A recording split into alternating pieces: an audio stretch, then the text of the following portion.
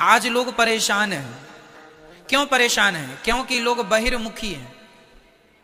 आज लोग परेशान दिख रहे हैं ना आपको। पत्नी परेशान, पति परेशान, बेटी परेशान, बेटा परेशान, माता परेशान, पिता, बॉस परेशान, कार्यकर्ता कर्मचारी परेशान, सब लोग परेशान। क्यों परेशान है? क्योंकि आप बहिर्मुखी हो। जो बाहर की तरफ देखे उसे बहिर्मुखी, और जो भीतर की तरफ देखे वो अंतर्मुखी। आप बताओ, बाहर देख रहे हैं कि भीतर? आप बाहर देखते हैं कि मेरा पड़ोसी बहुत कमा लिया है, मेरे पड़ोसी के पास गाड़ी भी है, बंगला भी है, तो आप बाहर के लोगों को देख रहे हैं, तो ये बहिर्मुखी है। और जो बाहर देखता है वह सदा दुखी होता है। वह सदा क्यों दुखी है? क्योंकि वो बाहर देख रहा है। जबकि हमें कहां देखना है? भीतर। भीतर क्या देखना महाराज जी? भीतर क्या देखें? हम बता रहे हैं, भीतर ये देखो कि ईश्वर ने हमें जो दिया है, जितना दिया है, बहुत मानकर उस परमात्मा का धन्यवाद करने लग जाओ, ईश्वर का थैंक यू करने लग जाओ। बहुत धन पाकर भी शांति मिल जाएगी जरूरी नहीं है, पर भगवान का थैंक यू कहने में, धन्यवाद देने में शांति ही शांति है।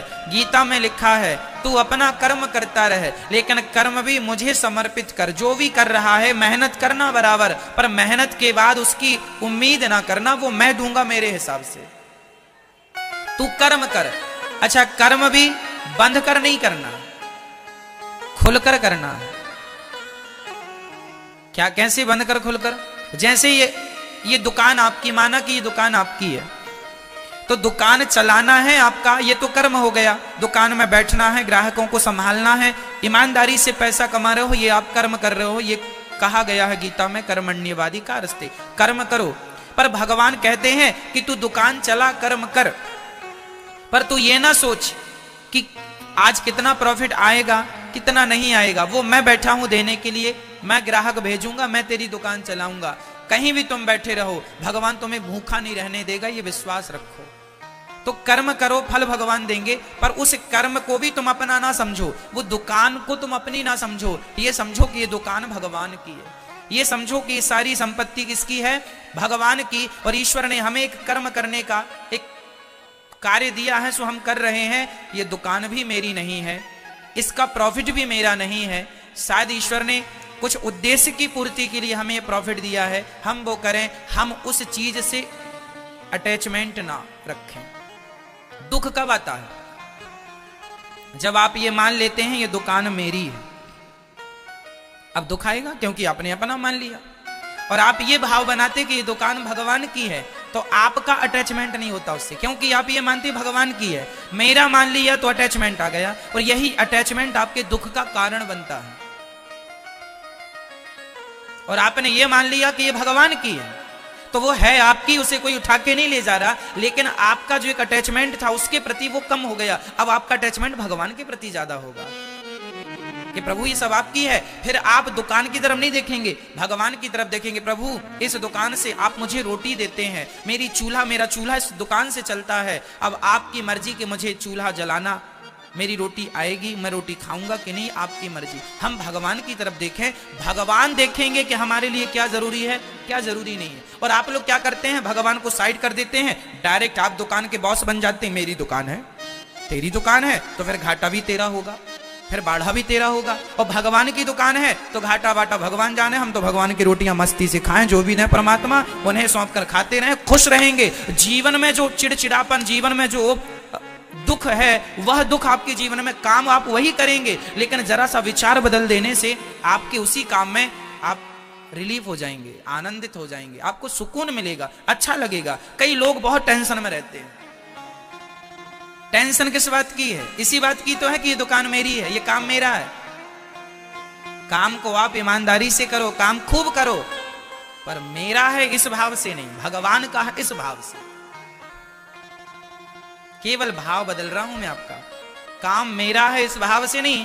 काम किसका है? बोलो, काम किसका है? अच्छा ये बताओ, सच्ची बताओ। आप कहते हो ये दुकान मेरी है, ये काम मेरा है, तो क्या सच्ची में वो काम आपका है? ऑलरेडी वो भगवान का, लेकिन आप मानते नहीं है। जबरदस्ती मेरा मेरा घुसेड़े पड़े हैं, मेरा मेरा मेरा मेरा। कुछ भी नहीं है आपका, फिर भी मेरा है, जबरदस्ती का।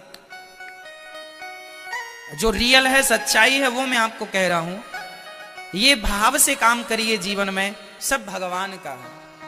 मैं आपको जो भी बोल रहा हूं, मैं अपनी मर्जी से नहीं बोल रहा हूं। मैं ये मान के जब भी मैं कक्षा में आता हूं, जब मैं यहां बैठ के मंगलाचरण करता हूं, तो भगवान से कह देता हूं, प्रभु जो आपको बुलाना है तो आप आइए, मेरे भीतर बैठ जाइए और आप ही अपने भक्तों को कथा सुना दीजिए। जो कह रहे हैं भगवान कह रहे हैं। वाणी मेरी हो सकती है, मैं निमित्त हो सकता हूं, पर मेरी वाणी में बैठी शक्ति परमात्मा की है। मैं बैठा हूं कठपुतली की तरह, बाकी क्या बोलना है, कैसे बोलना है, वो भगवान बुला रहे हैं। आप लोग भी यहां अपनी मर्जी से नहीं बैठे हैं, भगवान की प्रेरणा हुई आपको, तब आप यहां आए हैं। कहते हैं बिहारी जी की महफिल को बिहारी जी सजाते हैं, और वृंदावन वही आते हैं जिन्हें बिहारी जी बुलाते हैं। बुलावा आया तो आप आ गए। तो आप ये बिल्कुल ना समझो कि आप यहां अपने से आए हैं, यहां आए नहीं है, बिहारी जी ने आपको बुलाया है।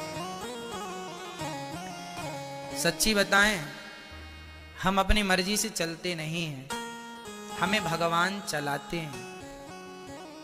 कोई भी काम भगवान कराते हैं ना, तो वो हमारे और तुम्हारे द्वारा करा देते हैं, निमित्त हमें और तुम्हें बना देते हैं।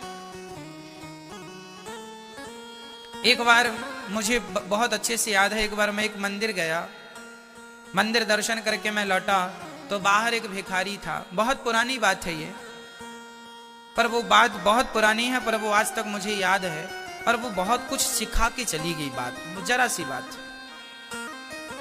एक मंदिर का दर्शन करके मैं लौट रहा था, मंदिर के बाहर एक भिखारी बैठा था, तो मैं 10 रुपए निकालकर उस भिखारी को मैंने दिया।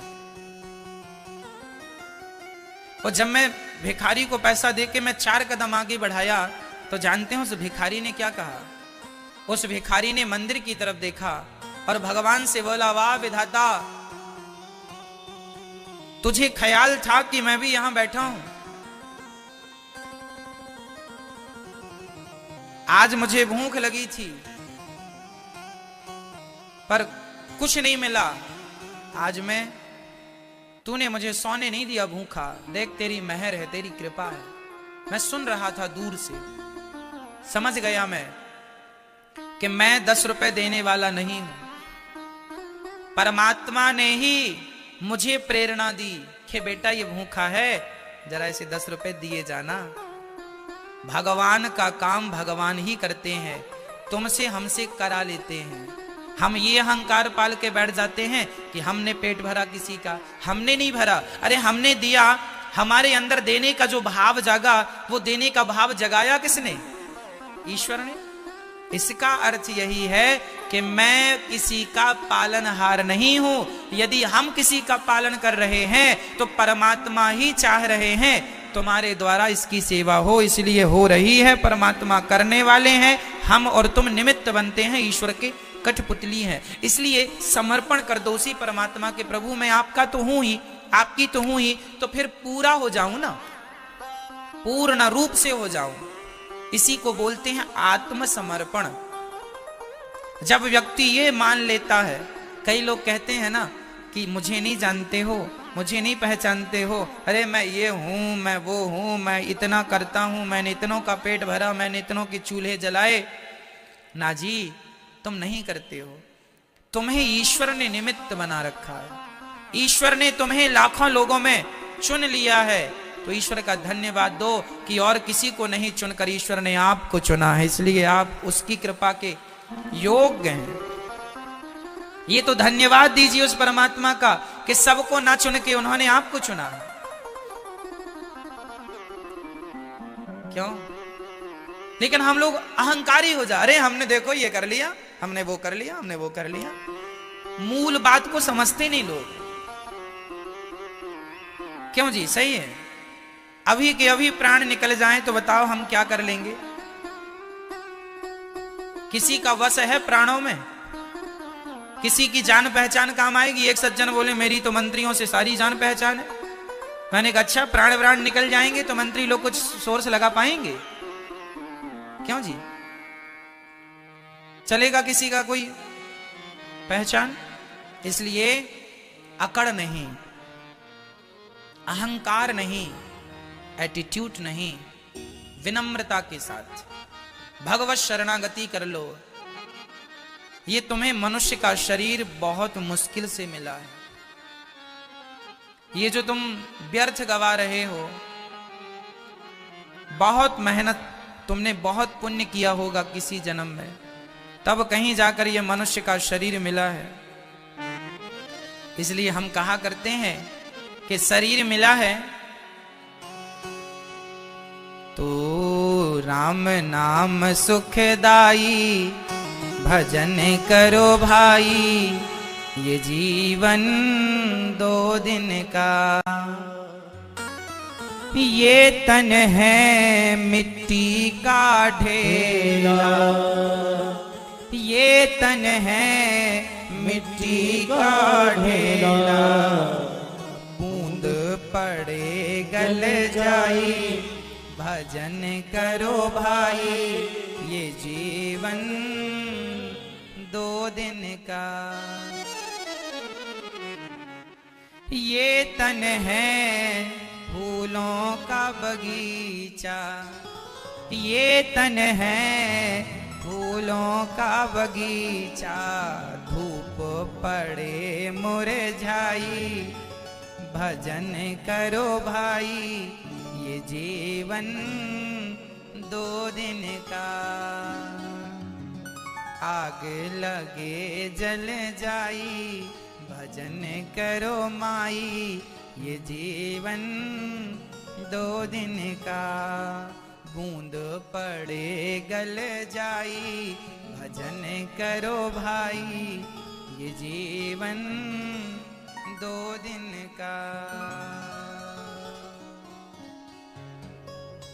राम नाम सुखदाई, भजन करो भाई, ये जीवन 2 दिन का। इसलिए जीवन थोड़ा है, भजन में लगाओगे तो अच्छा ही रहेगा। भगवान में लगा दो, समर्पण कर दो भगवान के पावन चरणों में, सब अच्छा होगा ना मेरी माँ। हम लोग करते नहीं है। तो भगवान सत्य हैं, चित्त सबके भीतर हैं, आनंद के सागर हैं। ऐसे भगवान जो विश्व की उत्पत्ति पालन संहार करने वाले हैं, ऐसे भगवान को हम राधा सहित उन्हें नमस्कार करते हैं। यम प्रव्रजन्तमनुपेतमपेत कृत्यम, द्वैपायनो विरह कातरया जुहाव, पुत्रेति तन्मयतया तर्वोऽभिनेदुस्, तं सर्वभूत हृदयं मुनिमानतोऽस्मि।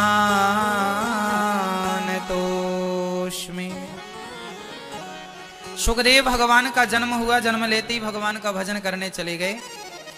सुखदेव जी बाद में आए, जब उन्होंने व्यास जी ने कुछ श्लोक लिख के भेजे तो वरहा पीडम नटवर वपुः कर्णयो कर्णिकारम, भगवान बड़े सुंदर हैं। सुखदेव जी ने सोचा होगा कोई सुंदर, पर जब ये सुनाई पड़ा कि अहो वकेयम स्तन कालकूटम जिघांसयापा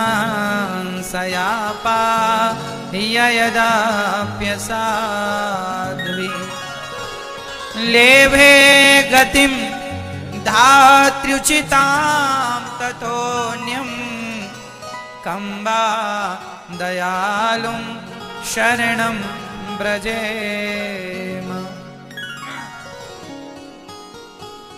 सुखदेव भगवान ने जब सुना कि भगवान इतने दयालु हैं कि वो पूतना जहर पिलाने आई और भगवान ने उसका जहर पीकर उसी कृतार्थ कर दिया।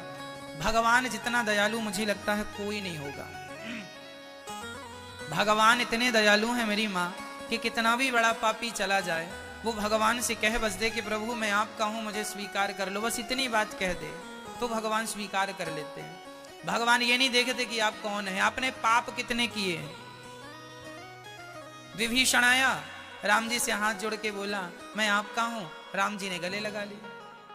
जबकि आप बताओ आज दुश्मन का भैया आपके संग आए तो आपको ये संदेह बना रहेगा दुश्मन का भाई है, कभी भी विश्वासघात कर देगा। लेकिन आप भले विश्वास ना करें, पर भगवान ऐसे हैं कि वो अपने भक्त पर आंख बंद करके विश्वास कर लेते हैं, वो विश्वास कर लेते हैं। वो ये नहीं सोचते कि बाद में क्या होगा, विश्वास है, सुग्रीव पर विश्वास कर गले लगा लिया। ऐसे दयालु, जब ये सुखदेव भगवान ने सुना कि इतने दयालु हैं, पूतना का भी उद्धार, दौड़ के गए व्यास जी से 18,000 श्लोक सुने, समझे, पढ़े।